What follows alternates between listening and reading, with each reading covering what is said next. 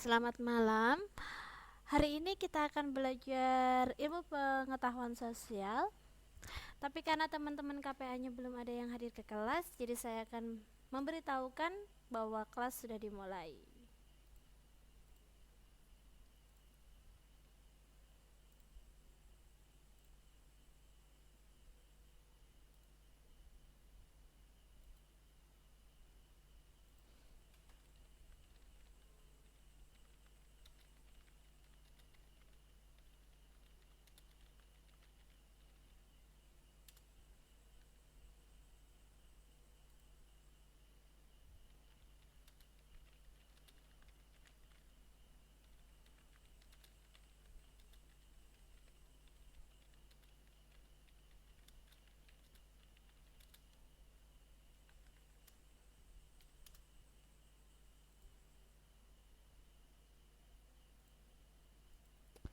Saya sudah memberitahukan bahwa kelas sudah dimulai, jadi kita tunggu teman-teman untuk hadir di kelas dulu ya.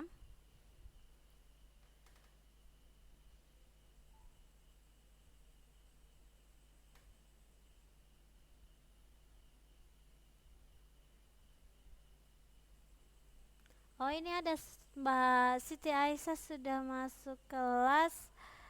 Selamat malam, Mbak. Halo, Mbak Siti Aisyah bisa dengar suara saya?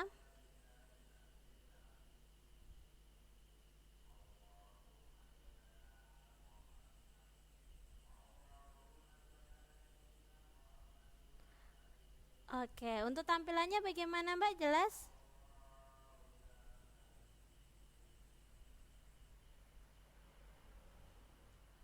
Tampilannya bagaimana? Jelas? Oke, jelas.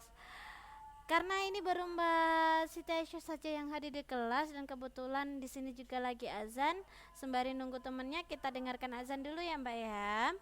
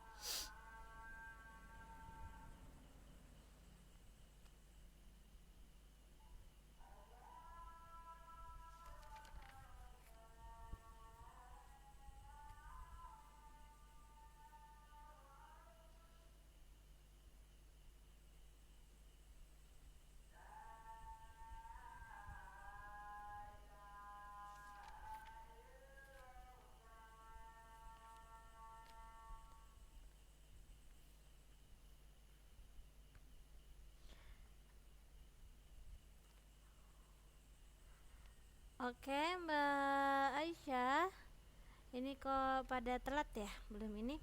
Kita tunggu sebentar lagi ya teman-temannya. Saya cek ini inbox saya sudah pada dilihat belum? Belum ternyata. Coba saya kontak langsung.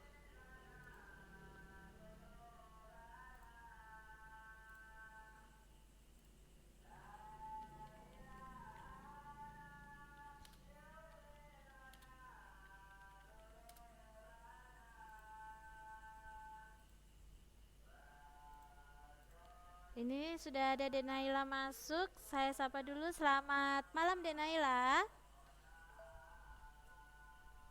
Halo Denaila, bisa dengar suara saya? Untuk tampilannya bagaimana, Dek?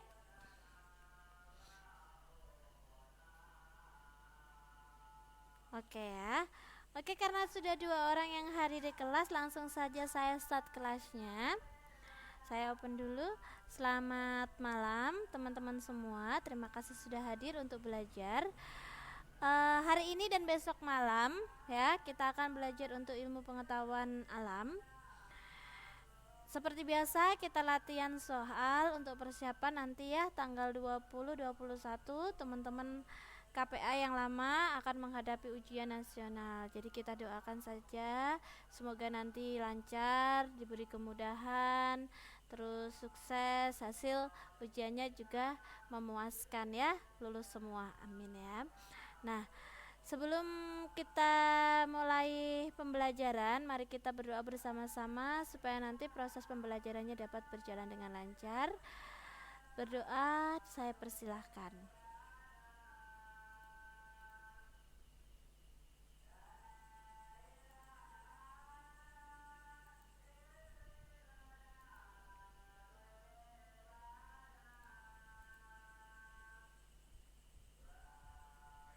Oke, berdoa selesai. Ada Mbak Aska masuk, saya sapa dulu. Selamat malam Mbak Aska.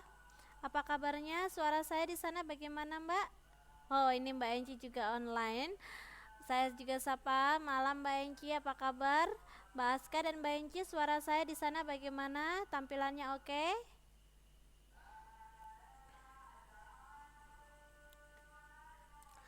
Oke, kalau gitu sebelum saya masuk ke nomor 1, saya akan memberikan materi tentang ciri-ciri tanaman ya. Jadi tanaman ada yang tumbuh di daerah kering dan ada juga yang tumbuh di daerah air. Nah, di sini dulu kita sudah pernah bahas, saya akan mengulasnya sebagai reminder, pengingat teman-teman kalau seandainya lupa. Nah, ini ada ciri-ciri tumbuhan. Yang pertama itu tumbuhan air. Ini adalah suatu bentuk adaptasi atau penyesuaian lingkungan tumbuhan terhadap lingkungannya. Nah, kita sekarang akan membahas yang pertama, yaitu tumbuhan air. Sekali lagi, adaptasi adalah penyesuaian hidup atau gak ada suaranya. Sebentar saya cek dulu kalau gitu. Yang lain ada suaranya? Mbak Aisyah, Denaila, Mbak Enci ada suaranya enggak?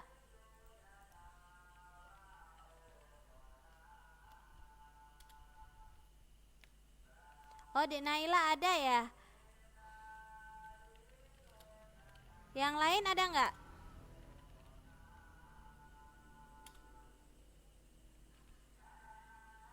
Oh, Mbak Aska katanya kadang-kadang bergoyang. Kalau yang lain suaranya bergoyang enggak? Oh, kadang-kadang macet. Mbak Aisyah sama Denaila bagaimana? Denaila, suara saya di sana sama. Oke, kalau gitu coba saya lockout sebentar ya.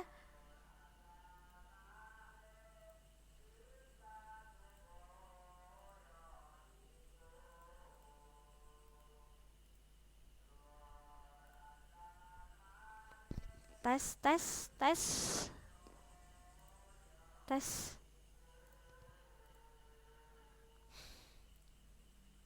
Oke, baru loading, tunggu sebentar.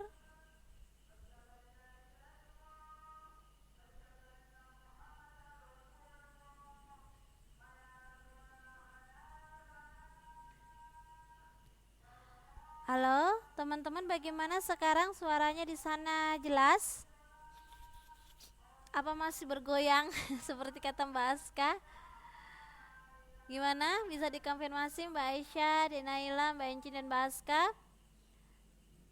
Masihkah bergoyang? Suaranya oke ya? Yang lain oke? Oke, alhamdulillah kalau gitu. Saya lanjutkan. Kita akan membahas ciri-ciri tumbuhan terlebih dahulu. Yang pertama itu tumbuhan air atau sering disebut dengan hidrofit. atau tumbuhan air itu sering disebut dengan tanaman hidrofit atau tumbuhan hidrofit ya. Nah, pada umumnya tumbuhan yang hidup di daerah air menggenang ya, seperti di kolam, danau, sungai seperti itu. Dia itu memiliki ciri-ciri khusus yang unik ya, sebagai bentuk dari adaptasi atau penyesuaian hidup tumbuhan tersebut. Ya. Nah, seperti misalnya ada pada bunga teratai ya.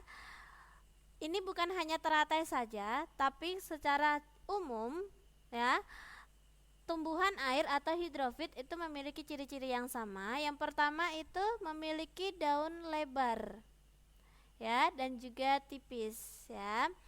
Daun lebar ini menyebabkan tumbuhan ya, di sini contohnya tumbuhan teratai itu mampu hidup mengapung di atas air. Yang pertama, terus daunnya tipis dan juga lebar ya, tadi ciri-cirinya daunnya lebar dan tipis. Fungsinya itu dapat menyerap cahaya matahari sebanyak-banyaknya, terusan mempercepat atau memudahkan penguapan, dan juga melakukan fotosintesis. Itu kalau dari ciri daunnya, lebar dan tipis. Nah, sekarang kalau dari batangnya, ini sebagai di sini juga disebutkan contoh tumbuhan air atau hidrofit lainnya adalah eceng gondok. Walaupun daun eceng gondok ini berukuran kecil, lebih kecil daripada teratai ya teman-teman ya, ciri batangnya sama, yaitu berongga ya, dan mereka juga sama-sama mengapung di atas air. Nah, batang yang berongga ini fungsinya untuk membawa oksigen ke batang dan akar. Terus bentuk akar dari tumbuhan air biasanya berukuran kecil dan pendek, sehingga fungsinya itu adalah untuk menyeimbangkan tanaman.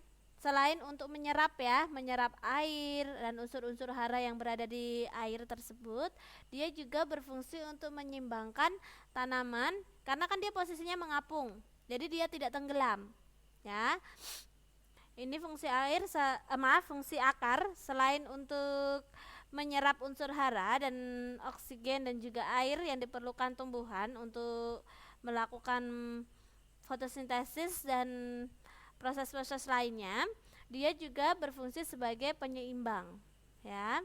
Dan ini merupakan bentuk adaptasi tumbuhan tersebut terhadap lingkungannya. Sekali lagi, adaptasi yaitu penyesuaian diri.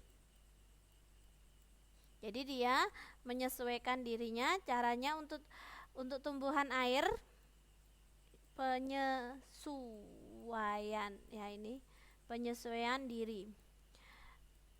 Sekali lagi saya ulas, untuk tanaman hidrofit atau air, ciri-cirinya yaitu memiliki daun lebar dan tipis. Fungsinya untuk menyerap cahaya matahari sebanyak-banyaknya, mempercepat atau memudahkan penguapan dan melakukan fotosintesis.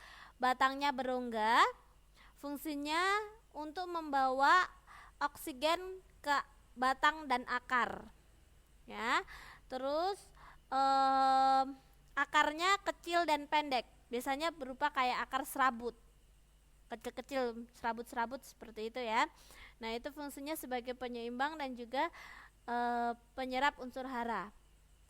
Suaranya bergetar. Oh, yang lain bagaimana? Suara saya juga bergetar.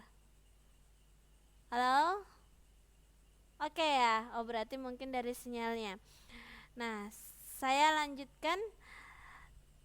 Tumbuhan gurun ya. Tumbuhan yang saya kok ngomongnya beribet. Tumbuhan yang kedua yaitu tumbuhan gurun.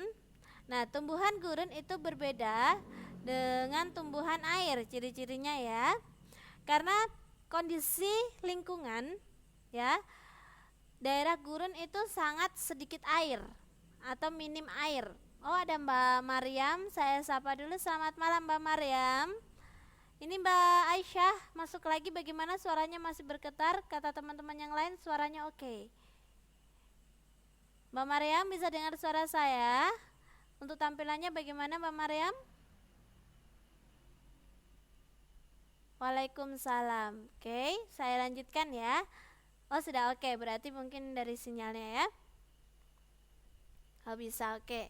Tadi yang pertama tumbuhan air, sekarang ciri dari tumbuhan gurun.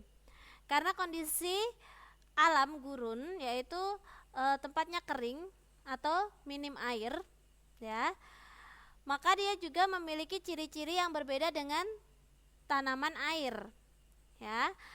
Ciri-ciri yang pertama itu daunnya berbentuk duri. Teman-teman tahu kaktus? Nah, sebenarnya dalam kaktus yang daun itu bukan yang ijo-ijo yang kita lihat, tetapi dalam kaktus itu biasanya kita lihat ada duri kecil-kecil. Sebenarnya yang daunnya itu adalah duri tersebut.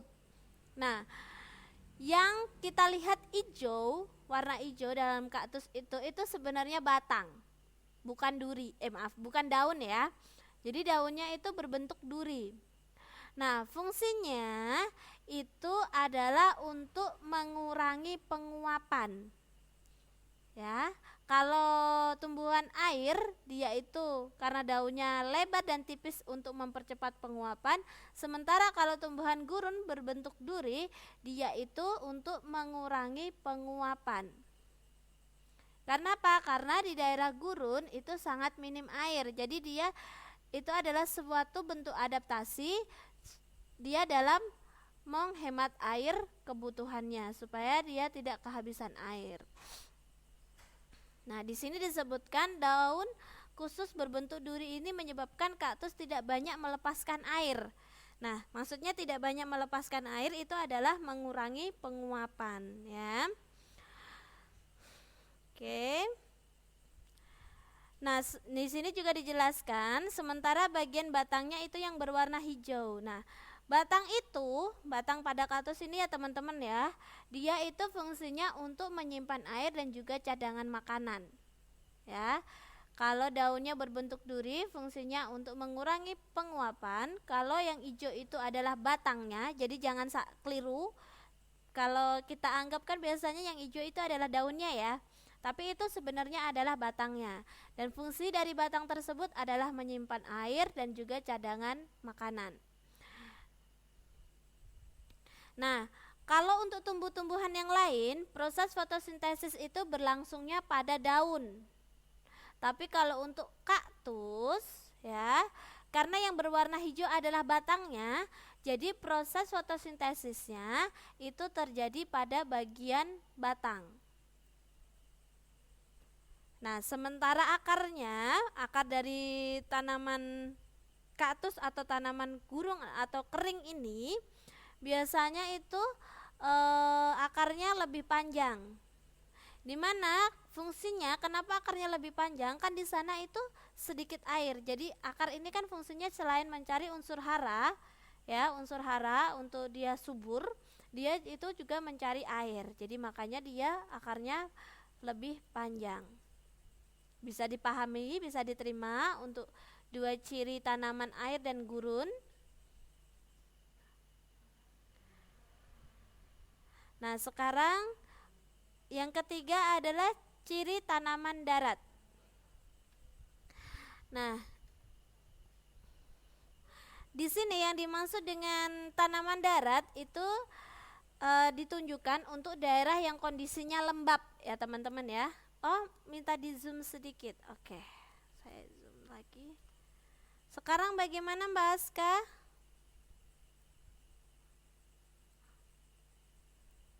Bagaimana sekarang Mbak Aska? Sudah kelihatan? Oke? Oke. Nah, sekarang yang ketiga adalah tumbuhan darat. Di sini yang dimaksud yaitu dengan daerah yang kondisinya lembab ya, teman-teman ya.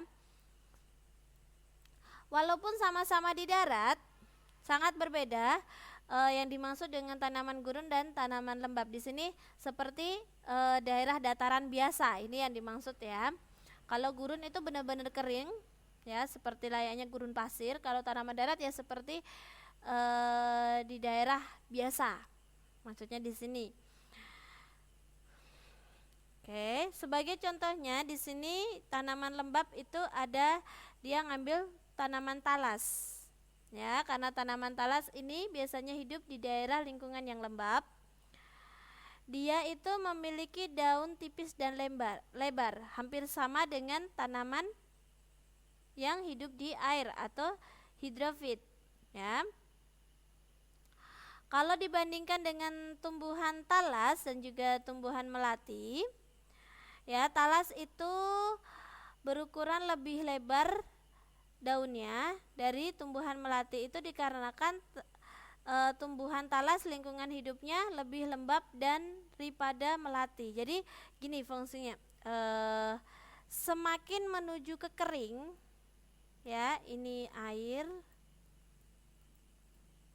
ini gurun, ibaratnya otomatis kering ya. Maaf, saya ganti kering ya. Kalau teman-teman tidak bisa menghafal, teman-teman bisa pakai teknik ini, kering. Jadi kalau dilihat dari daunnya ya teman-teman ya. Jadi di sini lebar tipis. Lebar tipis. Semakin kekering berarti menuju ke kecil, lebih kecil.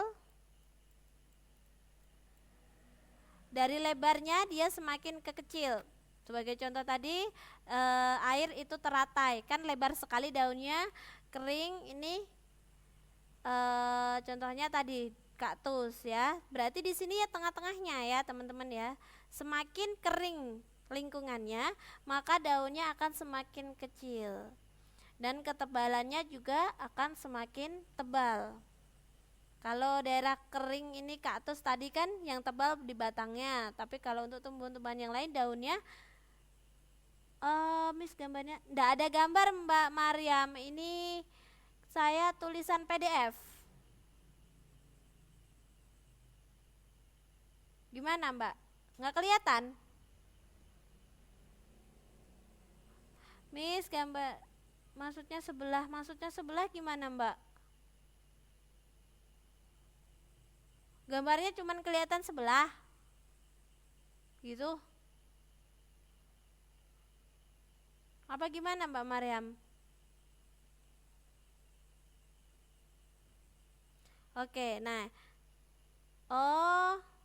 aduh Mbak yang lain bagaimana Mbak Enci? Oh sama ya, berarti terlalu besar. Mbak Aska, kalau gitu saya kecilkan ya Mbak ya, karena teman-temannya pada nggak lihat tulisannya, terlalu besar. Oke, saya coba pakai 45, 50. Segini gimana? Oh, Denaila suaranya. Oke, kelihatan. Mbak Aska mungkin bisa di zoom dari HP-nya ya, diperbesar HP-nya. Suaranya dat. Kalau gitu saya lakot sebentar ya, tunggu sebentar.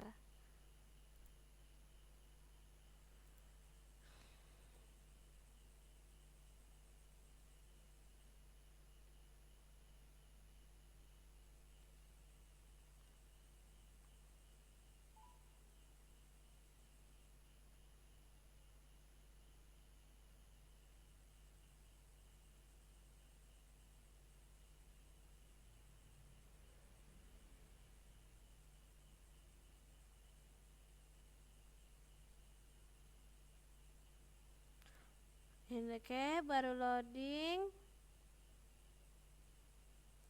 Halo, gimana teman-teman? Suaranya masih diskoan?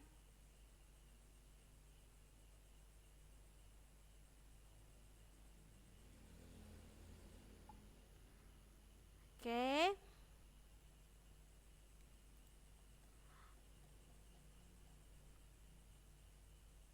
Halo, teman-teman gimana suaranya? Sudah? Ini sinyalnya mungkin ya, di efek sinyalnya ini mukanya suaranya sedikit diskoan. Saya balik ke soal. Oke, saya geser. Oh, sudah jelas ya. Berarti sinyal. Oke. Nah, tadi kita sudah belajar untuk ciri-ciri tumbuhan baik yang di air, di darat, dan juga di gurun atau tempat kering. Nah, sekarang kita lihat nomor 1. Tumbuhan teratai tumbuh di lingkungan air. Ya, ciri tanaman tersebut adalah apakah A. Daun lebar dan tipis untuk mempercepat penguapan, B. Batang berongga untuk menyimpan air, C. Daun tebal untuk menyimpan cahaya matahari, apakah D. Menggelembung untuk menyimpan cadangan makanan? Mbak Aska sudah menjawab A. Yang lain? Ya, Mbak Enci, Mbak Mariam, Denaila, dan Mbak Aisyah. Denaila A, Mbak Aisyah juga A. Oke, tepat sekali ya. Jawabannya adalah A. Jadi dia daunnya lebar dan tipis untuk mempercepat penguapan. Untuk batang berongga, untuk tanaman air itu fungsinya bukan menyimpan air, tapi untuk mengedarkan saya lost connection sebentar.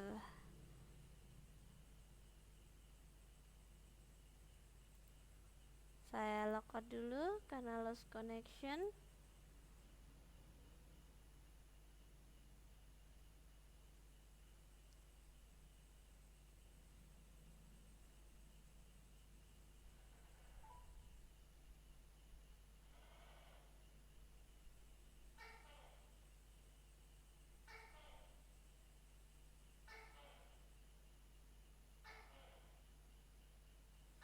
Oke, sebentar ini baru loading. Tadi saya lost connection. Iya Mbak, tadi saya tiba-tiba lost connection, koneksinya putus. Sudah ya, sudah masuk ya. Saya ulangi lagi. Untuk tanaman teratai di lingkungan air, itu tadi daunnya lebar dan tipis untuk mempercepat penguapan, dan batang berongga itu bukan menyimpan air tapi untuk mengedarkan udara ya, untuk peredaran oksigen. Mengedarkan oksigen O2. Oke, sekarang nomor 2. Ini yang pertama, dilihat kira-kira ciri yang pertama itu paruh burung apa teman-teman? Yang pertama itu paruh burung apa? Yang A, elang. Oke. Elang makannya adalah daging ya, itu yang dibikin konsepnya, dipegang. Yang kedua, ini ciri burung apa?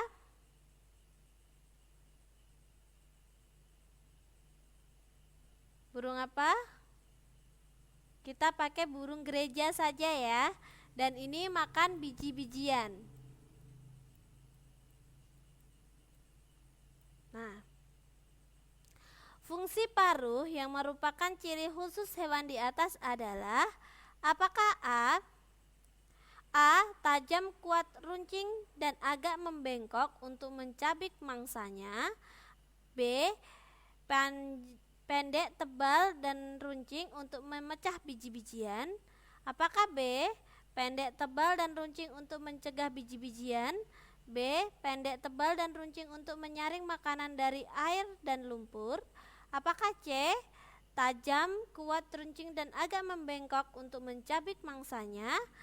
Yang B-nya pendek, tebal, dan runcing untuk menyaring makanan dari air dan lumpur. D. Yang A, tajam, kuat, runcing, dan agak membengkok untuk memahat kayu, pohon, atau menangkap serangga. B-nya pendek, tebal, dan runcing untuk memecah biji-bijian. Mbak Aska sudah A. Oke, yang lain?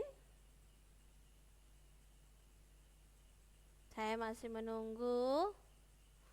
Apakah ini bentuk adaptasi burung ya? Kalau ini adaptasi atau penyesuaian diri burung terhadap lingkungannya. Denaila A, Mbak Enci A. Oke. Di sini kita coba lihat yang A dulu, poin A-nya. Untuk mencabik mangsanya, berarti dia kalau elang mencabik mangsa tepat. Nah, yang B-nya untuk memecah biji-bijian. Oke, dia ini memakan biji-bijian. Tepat sekali jawabannya yang A. Oke, kita lanjut ke nomor 3. Perhatikan nama-nama hewan berikut ini. Yang pertama, 1 anjing, 2 harimau, 3 serigala, 4 buaya, 5 hiu. Hewan-hewan di atas dikelompokkan berdasarkan A. tempat hidupnya, B. jenis makanannya, C. daur hidupnya, D. cara berkembang biak. Di mana maksudnya tempat hidup, mereka hidupnya di satu tempat. Contohnya kalau di air semua, terbang semua, berenang semua, di darat semua. Kalau jenis makanannya maksudnya kalau memakan tumbuhan semua, memakan daging semua. Mbak Siti Aisyah, ini B ini untuk nomor 3 apa nomor 2 tadi, Mbak? Nah, kalau daur hidupnya maksudnya dari kayak semacam kalau ini telur, berudu, katak kecil, katak dewasa, bertelur, seperti itu daur hidupnya. Kalau berkembang biaknya, apakah mereka melahirkan, bertelur, atau yang lainnya? Oke, Mbak Aisyah katanya suaranya bergoyang. Yang lain apakah suaranya bergoyang? Kenapa hari ini suaranya sering hilang ya?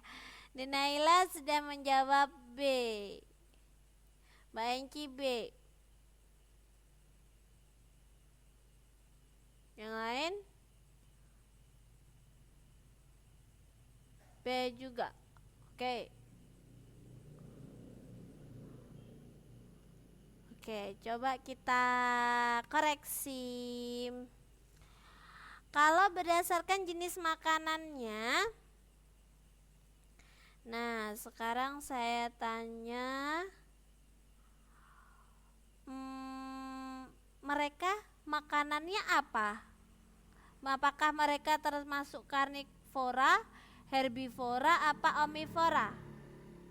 Apa gimana ini? Kalau teman-teman memilih jenis makanannya, apakah mereka termasuk karnivora? Karnivora itu pemakan apa, teman-teman? Saya lupa. Karnivora apakah termasuk herbivora? Oke. Ayo Mbak Aisyah, kebalik, herbivora apa omnivora? Omnivora. Oke. Nah, di sini kalau karnivora itu pemakan daging. Ya. Kalau herbivora itu pemakan tumbuhan. Contohnya kalau karnivora ini seperti singa, ya, dia termasuk karnivora karena dia memakan daging, jadi dia berburu rusa, berburu binatang-binatang yang lainnya. Nah, kalau herbivora ini tumbuhan, contohnya seperti kelinci. Ya. Terus omnivora itu pemakan segalanya, jadi dua-duanya, daging dan juga tumbuhan. Contohnya bebek. Bebek itu termasuk omnivora karena dia makan tumbuhan, dia juga makan daging. Kalau kita lihat makanan bebek, dia kangkung makan, daun eceng gondok iya dimakan, ikan-ikan kecil juga dimakan. Jadi bebek ini termasuk omnivora. Bisa diterima untuk karnivora, herbivora, dan omnivora? Bisa diterima? Oke. Untuk Mbak Aska, dia menjawab sekarang. Sebentar Mbak Aska, saya belum selesai. Nah, sekarang anjing. Anjing ini termasuk karnivora apa herbivora apa omnivora, teman-teman? Anjing.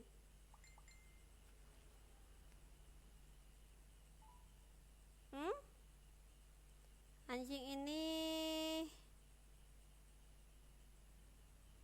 ya, anjing termasuk karnivora.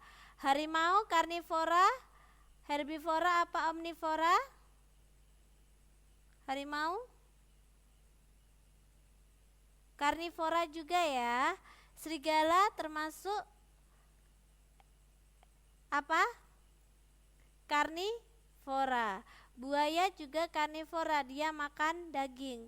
Hiu juga termasuk karnivora karena dia makan ikan-ikan kecil ya. Berarti kira-kira kalau semuanya karnivora, betul tidak kalau jenis makanannya? Betul. Ya. Sekarang kita bahas yang tempat hidupnya. Tempat hidupnya. Anjing ini kan di darat. Ya. Darat. Harimau di darat, serigala di darat, buaya dua-duanya, hiu di air, berarti bukan. Dari daur hidupnya berarti itu seperti contohnya kalau daur hidup katak kan telur, terus berudu, katak kecil, katak dewasa, terus telur lagi. Nah, apakah semua prosesnya ini sama?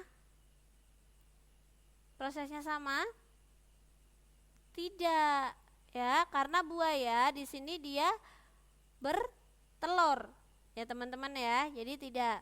Cara berkembang biaknya, apakah dia termasuk semuanya itu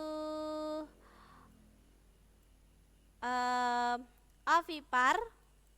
Oke Mbak, tidak apa-apa. Apa termasuk menyesuaikan ya Mbak? Vivipar? Ini ya vivipar, tulisannya pakai F ya, sebentar saya hapus dulu. Apa ovovivipar? Masih ingat ovipar itu apa? Ovovivipar. Masih ingat teman-teman ovipar? Ovipar itu apa? Binatang yang berkembang biaknya dengan apa ini? Ovipar? Ayo.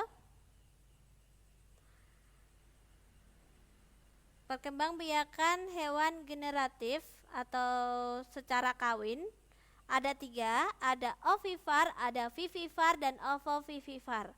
Kalau yang ovipar Mbak, kalau ovipar itu bertelur.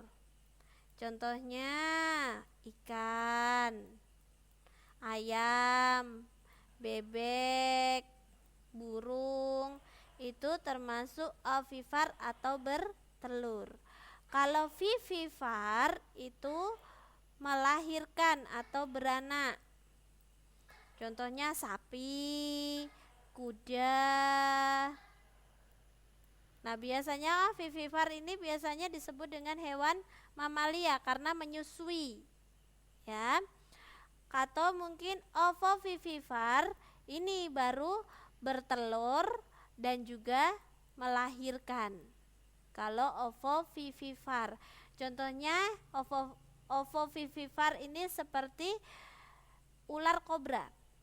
Ular itu termasuk ovipar, tapi untuk ular tertentu seperti ular kobra, terus ular piton itu termasuk ovovivipar. Dia jadi bertelur, tapi telurnya itu tidak dikeluarkan, tapi telurnya itu disimpan di dalam tubuh induknya.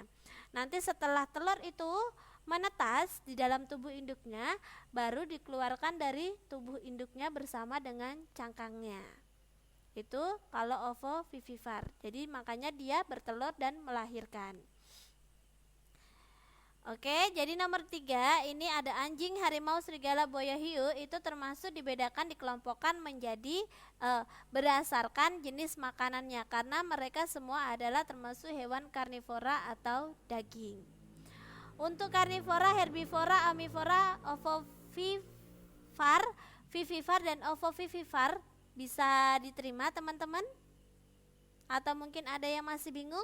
Boleh saya jelaskan lagi? Kalau bisa diterima, saya lanjutkan ke nomor selanjutnya. Bagaimana? Oke, bisa? Yang lain? Boleh dibikin catatan supaya tidak lupa. Oh, kalau ketemu karnivora itu ini gitu.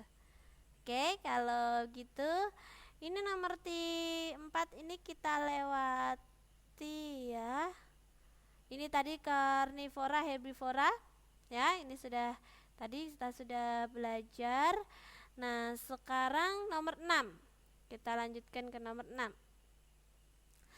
Dalam ekosistem kolam, ekosistem adalah sebuah hubungan antara makhluk hidup baik abiotik maupun biotik. Maksudnya abiotik itu adalah benda mati, kalau biotik itu makhluk hidupnya terhadap lingkungannya.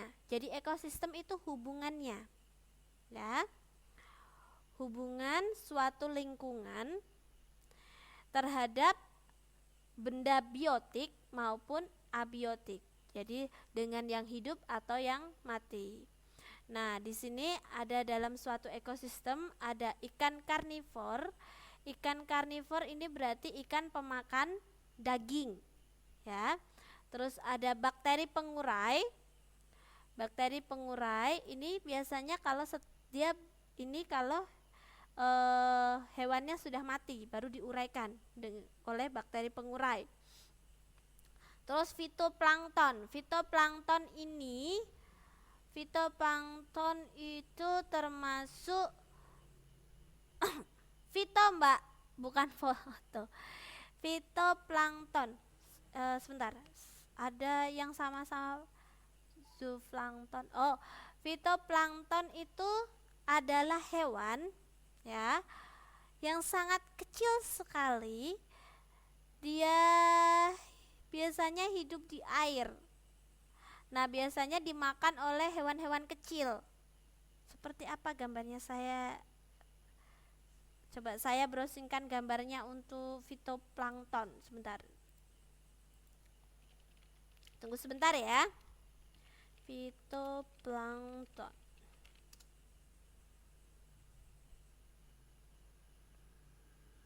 Oh, kok keluarnya burung ya?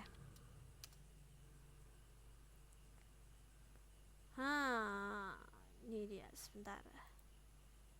Saya downloadkan.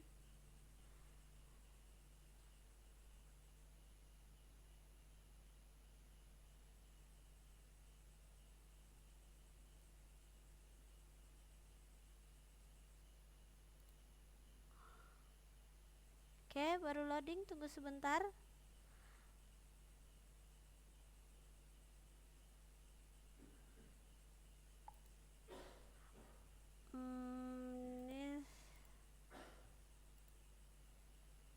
Ini kalau fitoplankton itu dia adalah termasuk hewan. Ini sangat kecil sekali. Pernah nonton SpongeBob?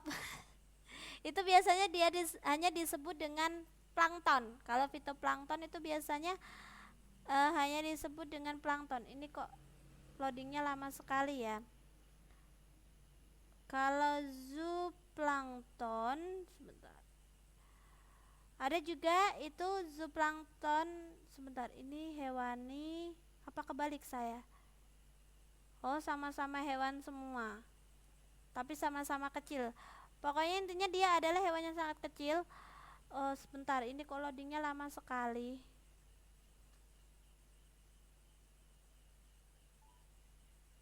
Saya nggak bisa share ini ya teman-teman ya.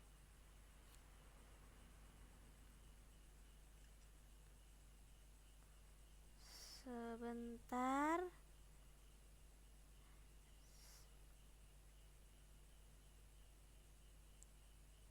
Saya coba foto ini, saya kirimkan.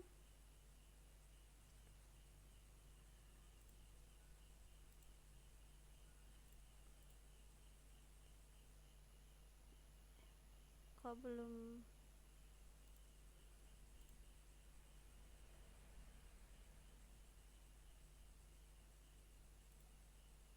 Sebentar ya teman-teman ya, saya download dulu gambarnya.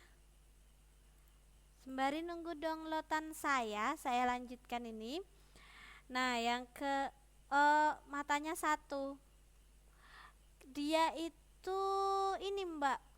Kalau di SpongeBob iya, tapi kalau untuk aslinya dia itu tidak bermata karena dia merupakan mikroorganisme yang tidak sempurna. Ya, hampir sama kayak modelan amuba.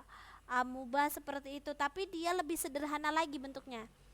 Lebih sederhana, berarti kalau ditingkatkan itu amuba masih di atasnya plankton, dia masih di bawah lagi. Sangat kecil sekali dan hanya bisa dilihat oleh dengan menggunakan mikroskop. Jadi tidak bisa dilihat dengan mata telanjang. Itu kalau nah ini save as. Nah, ini saya sudah download, saya upload ya, sebentar. Di sini.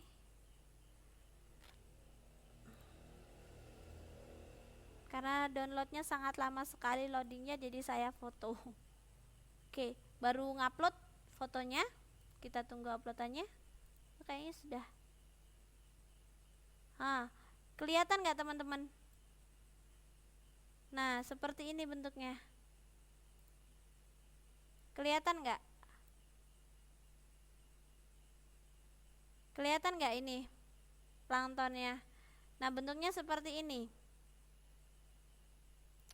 Jadi dia merupakan mikroorganisme yang sangat kecil sekali, dan dia ini ya merupakan mikroorganisme yang sangat sederhana. Dengan amuba itu dia lebih sederhana lagi.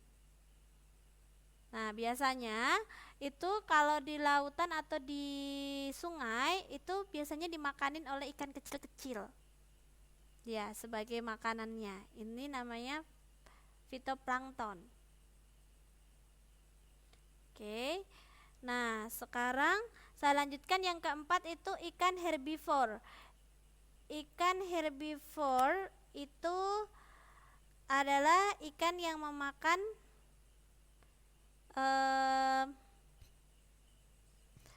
tumbuhan. Yang kelima, zat anorganisme. Zat anorganisme ini bisa berupa air seperti itu ya. Dari komponen ekosistem tersebut yang dapat membentuk rantai makanan adalah, nah ini kita disuruh memilih kira-kira kalau dibikin rantai makanan yang manakah? Apakah A145 145, ini 145, ini aku kurang ini ya, kurang pas ya. B 25341, C 34152, apa D 53412? Mbak Aska sudah menjawab D. Ini yang A ini kurang jelas, ini yang tiganya yang mana ini?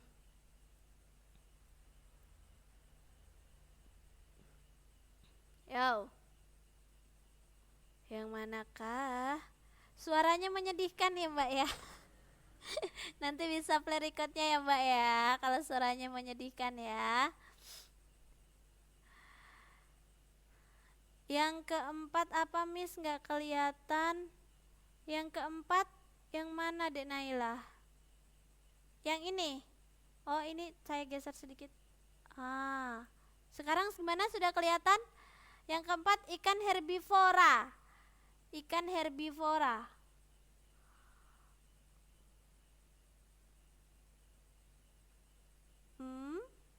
Ikan herbivora.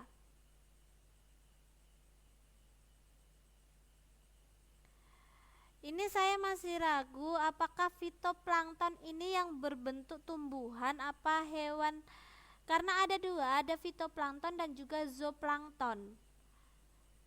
Ini kayaknya kalau zoo itu hewan ya.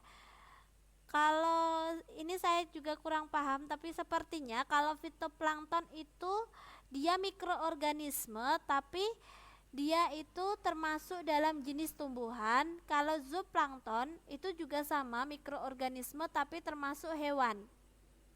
Ada dua, sama-sama plankton.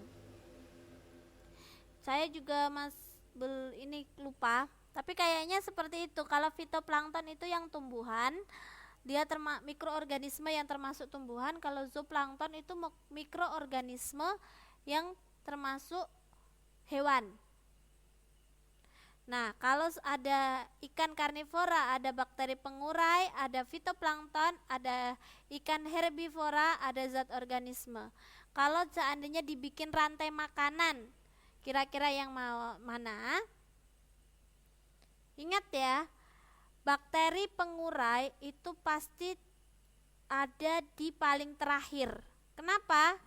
Karena ini setelah hewan konsumen terakhir ini mati, dia akan diuraikan. Berarti kalau dilihat dari sini, kalau enggak yang A, yang C dan D. Nah, kira-kira. Nah, sekarang ya, kira-kira di sini yang tinggal 1, 3, 4, 5. Kira-kira yang akan menjadi konsumen paling teratas yang tidak bisa dimakan oleh hewan lain, itu yang mana? Apakah ikan karnivora, apakah fitoplankton, apa ikan herbivora kira-kira teman-teman yang tidak bisa dimakan oleh hewan lain? Jelas sekali yang ikan, berarti ini terakhir 2 ya, ikan karnivora karena dia pemakan daging. Ya, berarti di sini 1. Nah, ikan karnivora berarti dia makan daging, berarti dia makan ikan yang lainnya. Berarti di sini nggak jelas sekali ya Mbak ya. Ikan herbivora. Kalau gitu coba saya lockout sebentar ya. Ini sinyalnya sungguh aduhai hari ini.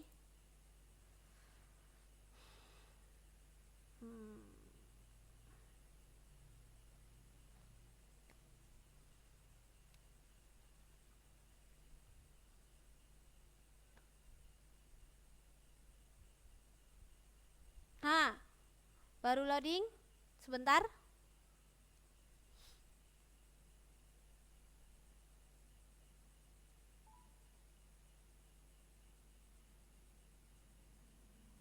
Halo teman-teman, gimana suaranya? Sudah oke? Oke ya, sinyal saya di sini hijau soalnya.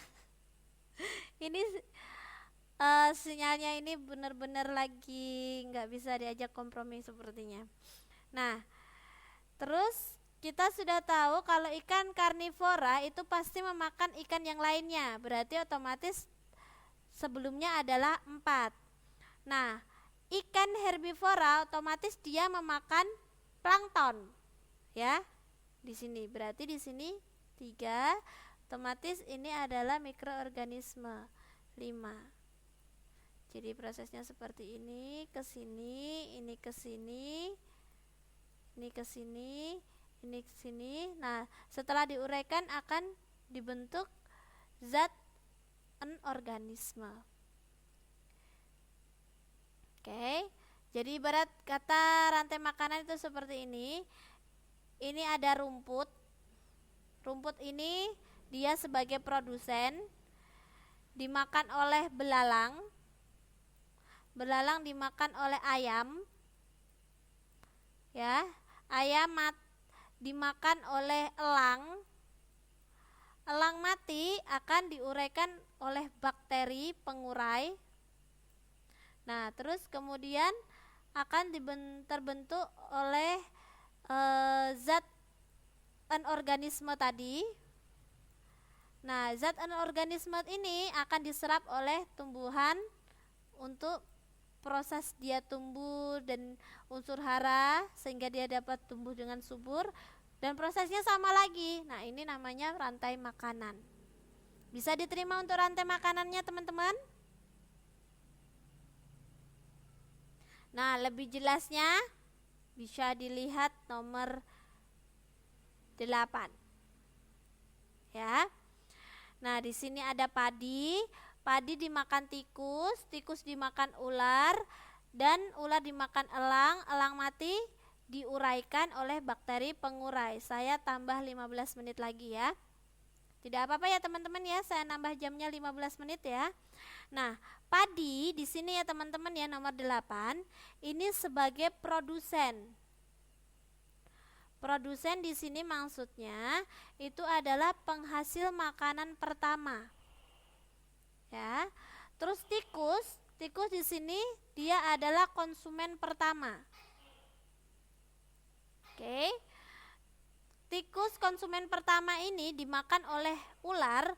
Ular ini dia adalah konsumen kedua.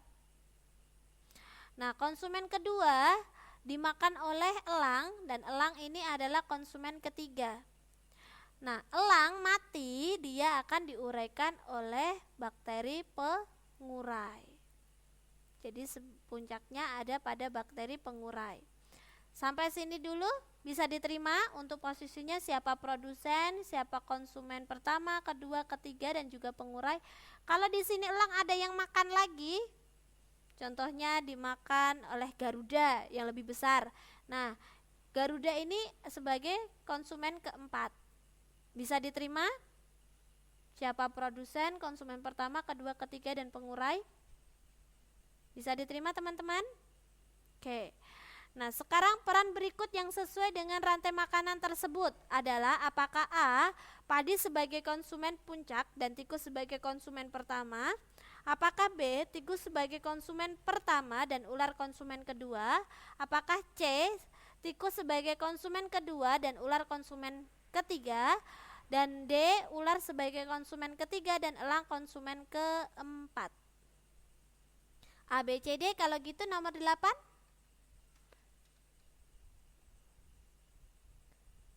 Ayo. Yang Mbak Yeti yang D. Oke.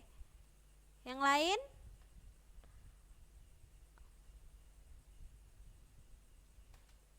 Ini sekali lagi padinya ini sebagai produsen, tikusnya sebagai konsumen pertama, ular konsumen kedua. Jadi yang memakan produsen itu konsumen pertama. Dihitungnya dari yang memakan produsen itu adalah konsumen pertama. Oke, yang lain B. Sekarang kita bahas yang D dulu ya. Ular sebagai konsumen ketiga. Benar, ular di sini ular konsumen ketiga? Salah. Karena ular di sini adalah konsumen kedua. Ya, dilihat di sini. Padi ini sebagai produsen. Jadi yang memakan produsen ini baru disebut dihitungnya dari sini. Konsumen pertama. Ya Mbak Yeti ya. Nah, terus konsumen pertama ini yang memakan konsumen pertama itu adalah konsumen kedua. Yang memakan konsumen kedua itu konsumen ketiga. Seterusnya sampai dia mati, kemudian baru bakteri pengurai. Ya, jadi jawaban yang tepat adalah yang B, tikus sebagai konsumen pertama dan ular konsumen kedua. Nah, contohnya di sini, nah saya lihat jangan ini.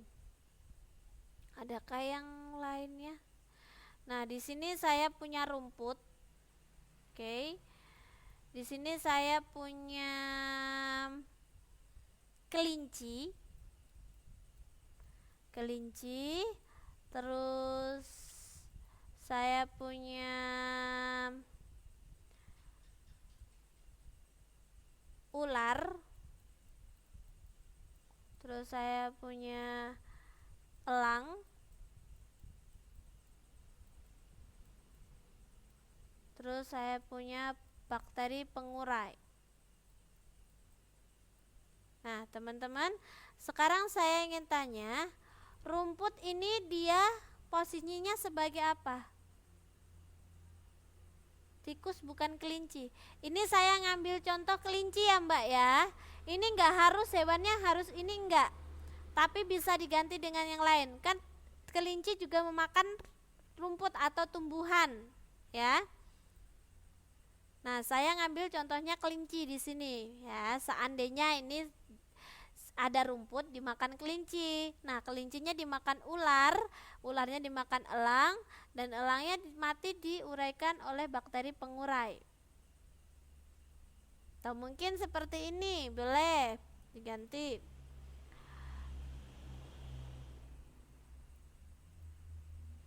Kelinci dimakan kucing. It's okay. Kelinci dimakan kucing, kucing dimakan harimau. Seandainya seperti itu, biar tidak sama. Nah, sekarang yang ingin saya tanyakan, rumput di sini dia posisinya sebagai apa? Apakah konsumen? Konsumen keberapa? Apakah sebagai produsen? Apa sebagai bakteri pengurai? Rumput yang paling depan di sini sebagai apa? Ya, produsen. Tepat sekali. Nah, kemudian kelinci, dia posisinya sebagai apa kalau gitu? Kalau produsen dimakan oleh kelinci, rumputnya dimakan kelinci.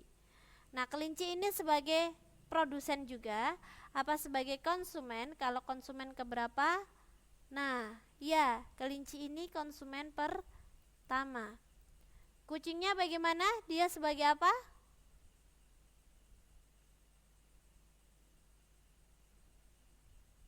Kucingnya sebagai apa, teman-teman? Konsumen kedua. Harimaunya konsumen ketiga, dan ini adalah pengurai. Bisa diterima? Bisa diterima yang ini? Oke, kalau bisa saya ingin mengajak teman-teman menuju nomor 10 tentang simbiosis atau hubungan antar makhluk hidup. Ya, tapi sebelum saya masuk nomor 10, saya ingin memberikan teorinya. Tunggu sebentar, baru loading. Nah, saya akan mengingatkan kembali tentang macam-macam simbiosis. Simbiosis itu apa sih? Nah, di sini pengertiannya, simbiosis adalah hubungan timbal balik antar dua makhluk hidup yang saling berdampingan. Hubungan timbal balik antar dua makhluk hidup, ya. Saya langsung ke jenisnya, ada 3. Ada simbiosis mutualisme, ada simbiosis parasitisme, dan juga ada simbiosis komensalisme. Di mana simbiosis mutualisme yang pertama di sini adalah hubungan makhluk hidup yang saling menguntungkan kedua belah pihak. Berarti dua-duanya oke. Dua-duanya oke, saling untung. Ya, bisa diterima sampai sini? Contohnya seperti apa? Hubungan bunga dan lebah. Ini termasuk simbiosis mutualisme karena lebah itu membutuhkan madu. Kan dia mendapatkan madu dari bunga. Ya, sebagai contoh dari bunga sepatu. Lebah mengambil madu dari bunga sepatu. Nah, bunga sepatu itu dia memerlukan lebah untuk melakukan penyerbukan. Jadi karena ada lebah di situ, jadi benang sari jatuh ke kepala putik. Jadi dia bisa melakukan pembuahan atau penyerbukan. Jadi dua-duanya untung. Si lebah dapat madu, si bunga dapat melakukan penyerbukan. Bisa diterima? Untuk simbiosis mutualisme, contoh lagi seperti burung jalak dan kerbau. Jadi kalau ini ya teman-teman ya, burung jalaknya itu memakani kutu dari kerbau, kan dia kenyang. Ya, kalau burung jalak makani kutu kan dia kenyang, dan kerbau pun dia ini kutu dalam badannya ini berkurang. Jadi kalau kutu kan dia termasuk parasit, ya. Parasit dia menghisap darah. Jadi kalau kutunya dia berkurang kan si kerbau untung, dia tidak merasa gatal-gatal di badannya, dan si burung jalak pun dia juga untung karena dia kenyang memakan kutu dari kerbau. Contoh lagi ada jamur dan lumut kera. Di sini jamur pada lumut kera berfungsi sebagai pelindung dan penyerap air serta mineral. Nah, ganggang yang hidup di antara miselium jamur fungsi menyediakan makanan melalui fotosintesis. Jadi kadang-kadang teman-teman kalau ngelihat lumut kadang kan kayak berkerak putih-putih. Nah, itu adalah hubungan simbiosis mutualisme dari jamur dan lumut kera. Ya, tadi fungsinya si jamur ini fungsinya melindungi, ya, sebagai pelindung dan penyerap air serta mineral. Nah, sementara lumut keranya itu dia kan melakukan fotosintesis, jadi dia menyediakan makanan untuk si jamur, jadi sama-sama untung. Jadi si jamur memberikan perlindungan dan juga air, si ganggang atau si lumut memberikan makanan pada si jamur, sama-sama untung. Ada juga bunga dan kupu-kupu, konsepnya sama dengan lebah dan bunga. Terus yang kedua itu simbiosis parasitisme. Saya tanya dulu, simbiosis mutualisme bisa diterima teman-teman? Simbiosis mutualisme, jadi keduanya untung. Bisa diterima? Kalau bisa, yang kedua itu simbiosis parasitisme. Kalau parasitisme, ya, satu untung, satu rugi. Satu untung, satu rugi. Kalau parasitisme, ini konsepnya satu untung, satu rugi. Contohnya tanaman benalu dengan akarnya. Jadi suatu tanaman ya teman-teman ya, kalau ditempeli oleh benalu, lama-lama tanaman tersebut akan mati. Kenapa? Karena sari-sari makanan yang ada pada tanaman tersebut diserap oleh benalunya. Jadi dia tidak kebagian makanan. Akhirnya tanaman itu akan lama-lama kering, kecil, terus mati. Sementara si benalu akan tumbuh dengan subur karena dia mengambil sari makanan ada pada tanaman inang. Sebagai contoh lagi, tali putri dengan inangnya sama. Teman-teman pernah tahu tanaman tali putri? Tali putri itu biasanya ada pada pagar-pagar, dia bentuknya seperti mie yang kayak ulir. Inang itu adalah tanaman induk, Mbak. Jadi contohnya di sini ada pohon mangga ya. Saya punya pohon mangga. Ditempeli sama sebagai contoh saja ya ini ya. Ini bukan simbiosis parasitisme ya, ini contoh. Ditempeli oleh anggrek.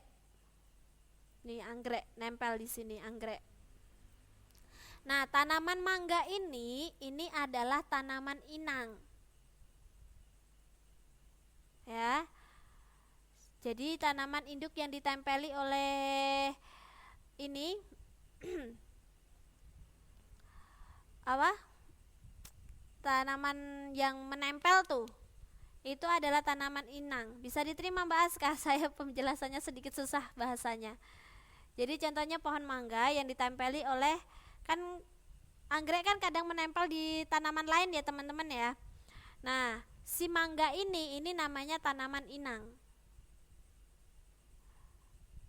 Pokoknya tanaman yang ditempeli oleh tanaman lain ya, itu namanya tanaman inang. Jadi tidak harus mangga.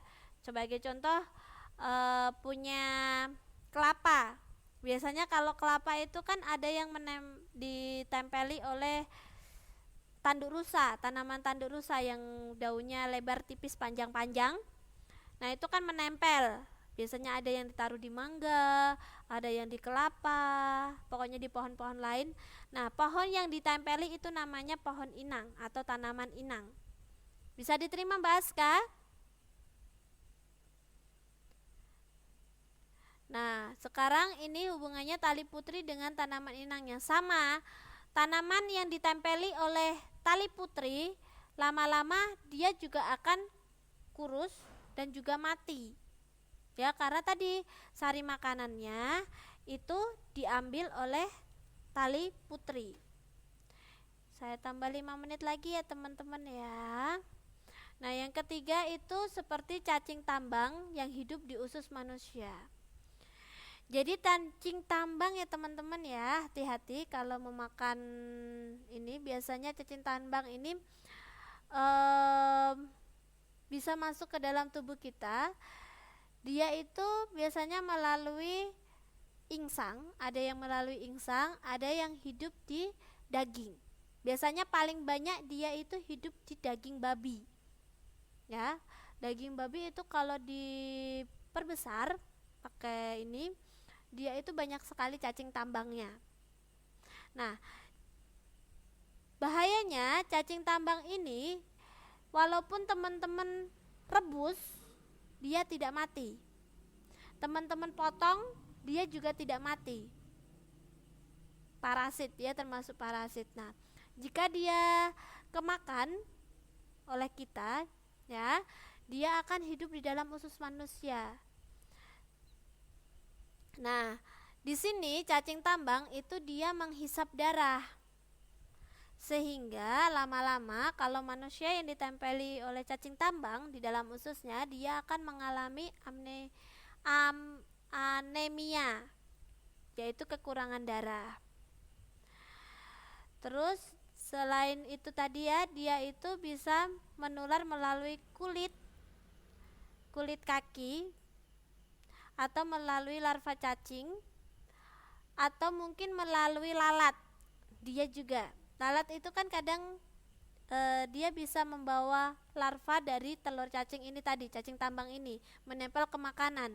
Nah, makanan itu tadi kita tidak tahu ya sudah ditempelin lalat, kita makan. Padahal makanan itu ada cacing tambangnya. Nah, itu cacing tambang itu walaupun kita sudah konsumsi, dia tidak mati di dalam. Dia tetap tumbuh. Malah dia akan tinggal di dalam tubuh kita. Makanya hati-hati jika mengkonsumsi makanan, dijaga kebersihannya. Kalau mencuci ikan atau sayuran, alangkah baiknya dengan air mengalir ya. Kalau ikan terutama pada insangnya, insang ini biasanya telur cacing itu banyak di situ. Kalau dia biasanya yang paling banyak dijadikan perantara telur cacing itu ikan bandeng atau ikan air tawar. Jadi alangkah baiknya kalau mencuci insangnya dengan air mengalir ya teman-teman ya. Ini untuk mengantisipasi diri sendiri ya. Terus ada juga yang parasitisme, itu contohnya cacing pita. Dia sama hidupnya di tubuh manusia. Biasanya kalau di daging itu daging babi itu banyak. Ada juga yang pada daging sapi, terutama hati ya. Nah, cacing pita itu, pada cacing pita dia memiliki kait ya, bentuknya jadi seperti ini. Ini seandainya badannya, di sini itu bentuknya kepalanya itu seperti ini. Nah, cacing pita. Nah, dia itu suka melekat pada dinding usus juga. Nah, kenapa dia disebut dengan cacing pita? Karena tubuhnya pipih dan kepalanya kecil. Nah, biasanya cacing pita ini menyerang orang-orang yang suka mengkonsumsi daging, terutama daging sapi dan daging babi yang tidak dimasak dengan matang. Kalau cacing pita, makanya alangkah baiknya kalau memasak sayuran atau daging, jangan dimasukkan ketika airnya masih ini.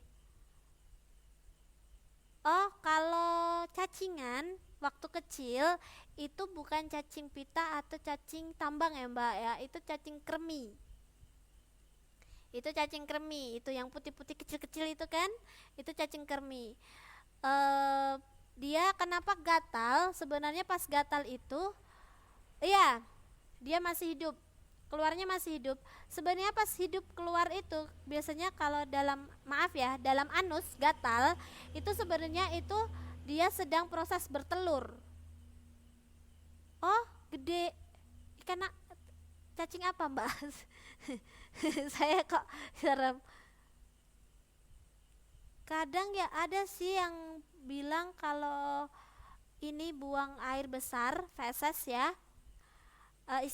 Istilah ini ya teman-teman ya, IPA-nya kalau air besar itu feses ya. Pup kita itu istilahnya saya nyebutnya feses ya, feses. Nah, Nah, itu kadang ada orang yang bilang ketika mereka mengeluarkan feses itu ini apa? Ada cacingnya juga ada. Ada yang seperti itu. Saya kurang tahu, kurang ini ya kalau itu. Tapi kalau untuk cacing kremi yang kecil-kecil putih-putih itu, kenapa ketika dia keluar masih hidup gatal, di anus kita gatal, itu karena dia sedang bertelur. Jadi alangkah baiknya nanti kalau seandainya ada yang seperti itu, oh ini jangan digaruk ya, jangan digaruk, lebih baik dicuci dengan air dengan sabun dan tangannya bersih. Karena ketika kita digaruk ya, kita lupa tidak cuci tangan, kita makan.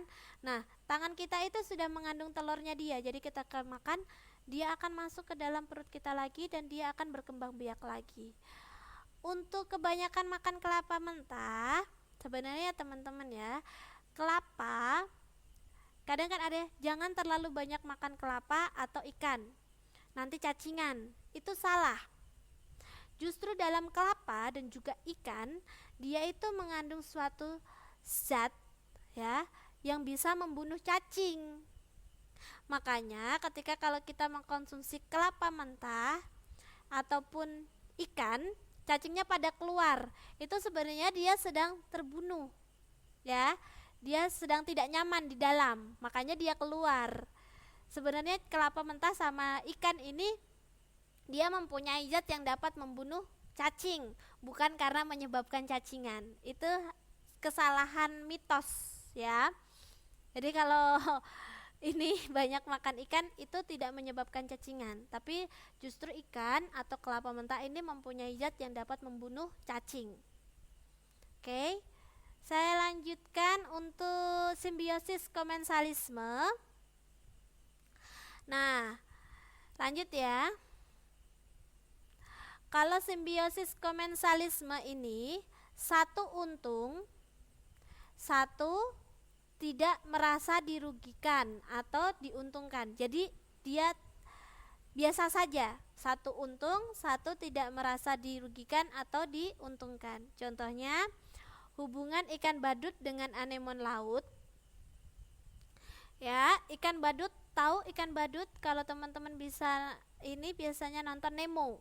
Nah, Nemo ini adalah ikan badut ya. Ikan badut pada anemon itu dapat melindungi dari agresivitas beberapa jenis ikan seperti ikan angel atau ikan butterfly yang akan memakan tentakelnya. Sebaliknya, ikan badut itu memanfaatkan anemon tersebut sebagai tempat berlindung dari musuh alaminya. Jadi di situ ikan badut ini dia berlindung di tentakel anemon. Teman-teman tahu anemon? Kalau di laut ada yang bentuknya klawe-klawe itu, bukan yang rumput laut ya. Jadi seperti ini atasnya seperti bunga. Nah, ini adalah tumbuhan aslinya. Nah, ini namanya anemon. Kalau di laut itu. Nah, dan anemon ini dia banyak ikan-ikan kecil yang berlindung pada anemon ini, berlindung dari musuh. Nah, si anemon ini kan tidak merasa diuntungkan atau dirugikan dengan adanya ikan kecil yang berlindung pada koloninya. Nah, sementara ikan kecil-kecil ini merasa diuntungkan karena dia dapat berlindung dari ikan-ikan besar yang akan memangsanya. Nah, ini termasuk simbiosis komensalisme. Juga ada hubungan tumbuhan pakis dengan inangnya. Kalau tadi seperti benalu atau ini tali putri itu dia parasitisme karena dia menyerap makanan hingga inangnya mati. Tapi kalau tanaman pakis ataupun anggrek itu dia numpang hidup di tanaman inang, tetapi tanaman inang tidak dirugikan karena dia tidak sampai mati ya, diambil ini sari makanannya, dia tetap sama-sama hidup bareng ya, seperti itu. Juga seperti ini hubungan sirih dengan inangnya ini sama konsepnya. Jadi tumbuhan sirih ini dapat tempat untuk hidup dan tanaman inangnya juga tidak dirugikan. Nah, itu tadi 3 macam simbiosis ya, ada mutualisme, dua-duanya untung, parasitisme, satu untung satu rugi, dan komensalisme, satu untung satu tidak merasa diuntungkan atau dirugikan. Nah, kita balik ke nomor 10. Ada satu ikan hiu dengan ikan remora. Ini tadi termasuk komensalisme. Cacing perut di usus manusia.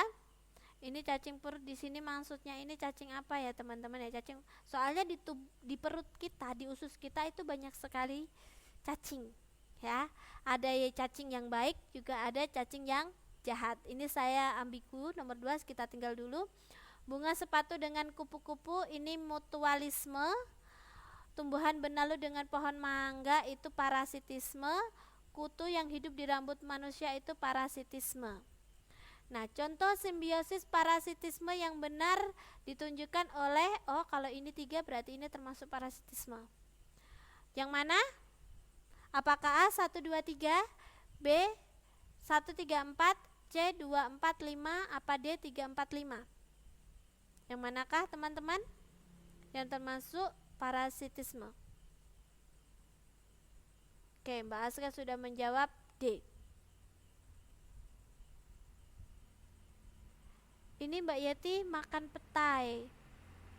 Oh gitu ya Mbak ya, saya baru tahu kalau makan petai itu bisa ini membunuh cacing. Mbak Yeti D. Mbak Aska ini C apa D nih Mbak Aska nih? Yang C ya Mbak Yeti D. Oh Mbak Aska C, Mbak Yeti D. Yang pertama komensalisme, yang kedua parasitisme, yang ketiga mutualisme, yang keempat parasitisme, kelima parasitisme. Jadi kalau di sini kita lihat itu adalah 2, 4, 5. Jawabannya yang C. Oke teman-teman, karena berhubung waktunya ini saya sudah nambah setengah jam.